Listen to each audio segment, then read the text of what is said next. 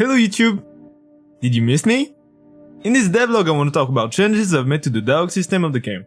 I've always felt like Compiki's dialogue system was a bit too static. It was especially noticeable on the longer dialogues of the game. To remedy that problem, I started working on a simple shot-to-shot system.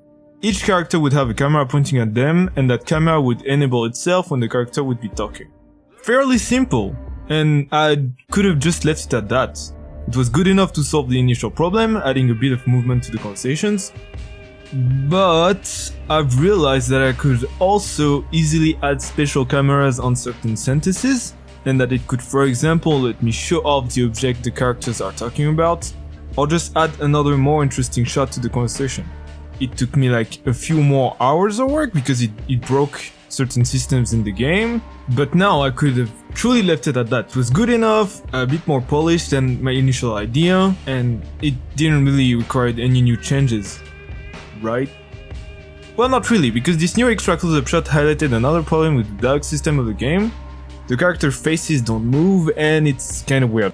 And this is where the fun truly begins. I always wanted to know how facial animation worked, and always wanted to add it to Compiki. When I started working on Compiki, I had very little experience art-wise, and when making the first model for Hoshi with another dev from the team called Brave, we had no idea how to do a lot of things required to make a 3D model of a character, and facial animations were the last of our worries.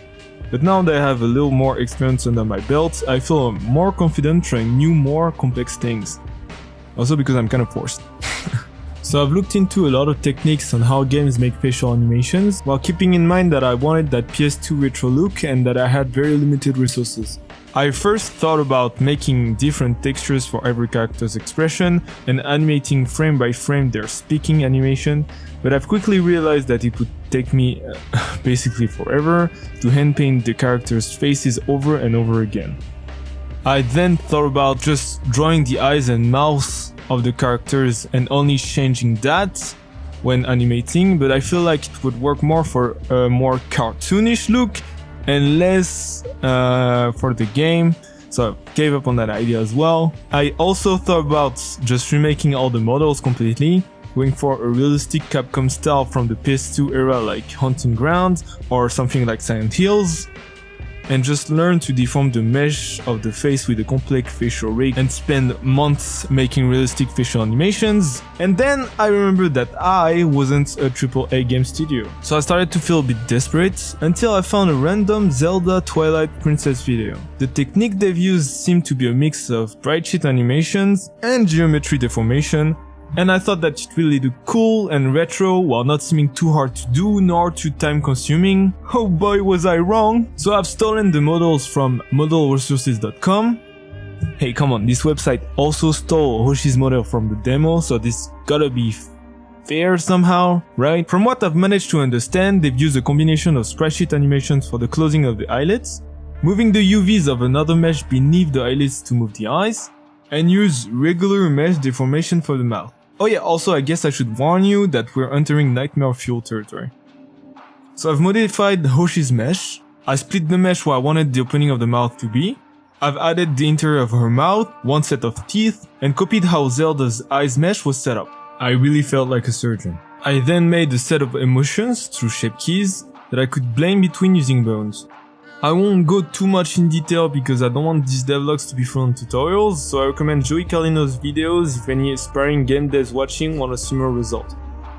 The results were kind of weird in game. When Hoshi would move her mouth, shadows would appear in all the wrong places, so I've asked a friend for some help, and it apparently had to do something with the topology of the mesh. So I followed her instructions and it fixed most of my problems. Thank you very much, Funky. But then I realized that the weird shadows creations were actually two problems hidden as one, and it kept seemingly changing the mesh even where the shape keys didn't really move anything. So I had to scour the internet for a solution, and of course it was as simple as checking a random box in the file of the model. Another huge problem was that I had to change rigs from Rigify to Autoric Pro, which means that I'm going to have to redo all the animations that were tied to the old rigs on the new rig, and that for every character that are going to need facial animations in the future. So basically I had to redo all the animations in the game, except for the enemies. Are you starting to feel the amount of work stacking up just because I wanted to add a tiny feature that I thought was cool? At the end of the day, I know that this is for the best because this new rig is way more solid and will let me add a few other things that the old one didn't let me.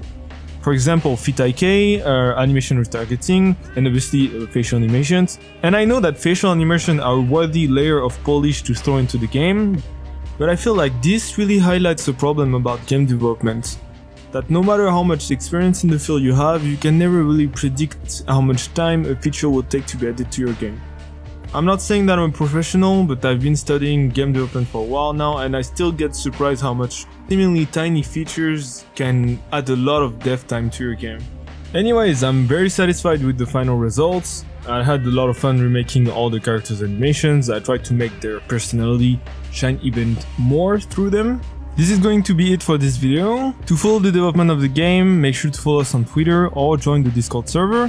I usually post different stuff on both platforms. Thank you for watching the video, and okay, I'm gonna make another promise. I hate making promises, but I kinda love doing them as well at the same time. New stuff is coming soon. It's a promise, okay? Okay, bye.